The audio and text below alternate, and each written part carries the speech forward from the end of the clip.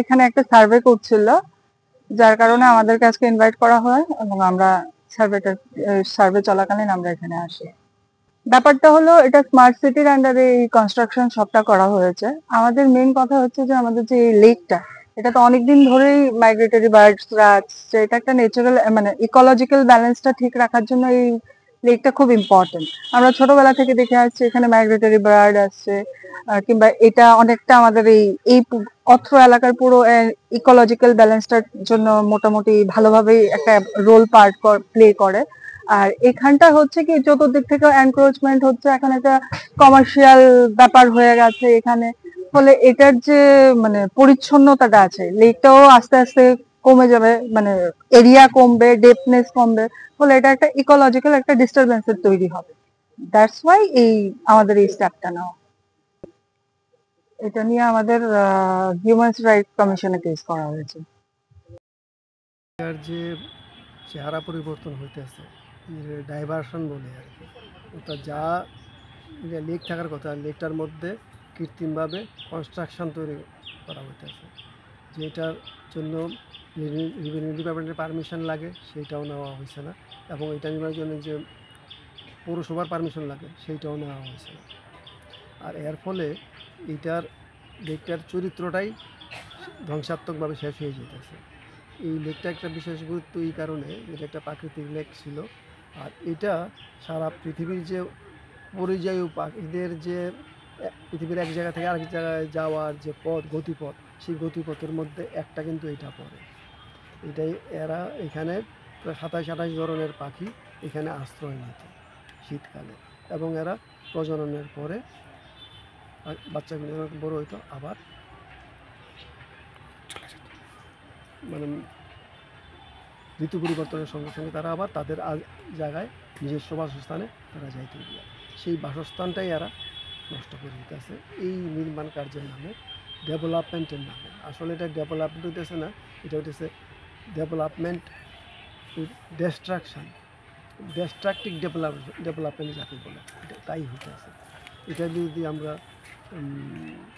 আমাদের human rights কমিশনে অভিযোগ করছি, তারা এটার কগনিশনস নিয়ে সমস্ত দপ্তরগুলিরে তারা ডাকাইছে এবং এটার সম্পর্কে রিপোর্ট চাইছে।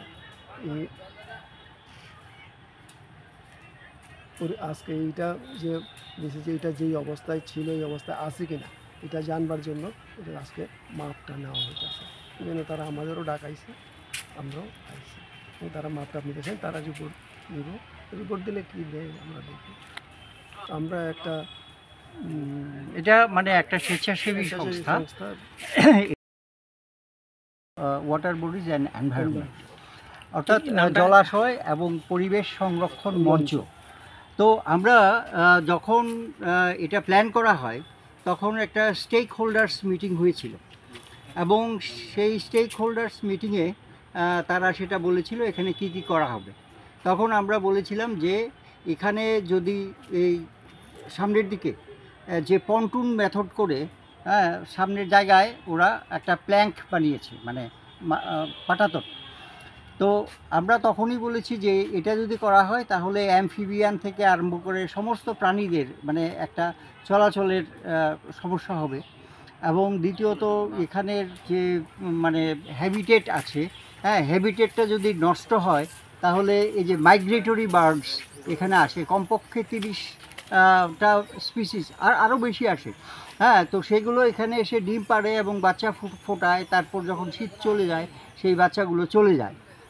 তো এটা একটা মানে ন্যাচারাল হ্যাবিটেট, মানে ওই পাখিদের একটা বাসস্থান ছিল, তো সেটাকে নষ্ট করে দেওয়া হয়েছে। তারপর এই জায়গাটাতে একটা ব্যাট জোন মানে বাদুর তো একটা এক্সটিংক্ট স্পিসিস হয়ে গেছে এখন। তো এই বাদুরগুলো এই জায়গাটাতে এখন আর থাকতে পারছে না। এই যে এত বড় আর্টিফিশিয়াল একটা এস্টাবলিশমেন্ট হয়েছে এর ফলে। আর এই যে মাঝখান দিয়ে একটা ব্রিজের মতো করা হয়েছে আপনি দেখুন, সেটা হচ্ছে সবচেয়ে খারাপ। কারণ জলটাকে বিভাজিত করা হয়েছে, এবং যার ফলে মানে একটা মহা সমস্যা হয়েছে। অন্যদিকে প্রচুর এনক্রোচমেন্ট আছে, এবং এই লেকের এরিয়াটা আপনি যদি দেখেন যে মাঝখান দিয়ে ব্রিজ হওয়ার ফলে মানে একটা জলের প্রবাহটা একটা, বাধাপ্রাপ্ত হয়েছে। বাধাপ্রাপ্ত হয়েছে এবং এটা একটা ডিভিশন তৈরি হয়েছে। তো আমরা এটা বলেছিলাম যে ঠিক আছে ডেভেলপমেন্ট করলেও মানে এই যে ব্যাড জোন, মানে বাদুড়দের যে বাসস্থান বা মাইগ্রেটরি বার্ড, হ্যাঁ, তারা যে এখানে আসবে তাদের বাসস্থানগুলোকে ভালো করে সুন্দর করে রাখার দরকার, তারা সেটা রাখেনি।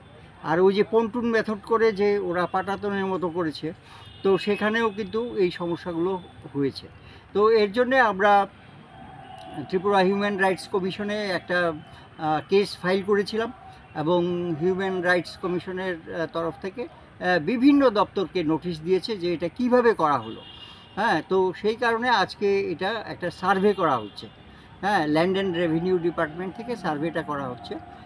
তো সেটা করে সেটা তারা রিপোর্ট দেবে। তো এই কারণেই আমরা এখানে এসেছি। হ্যাঁ, পরিচয়টা? আমি লিখে আপনার প্রেসিডেন্ট, জয়ন্ত পরিচয়।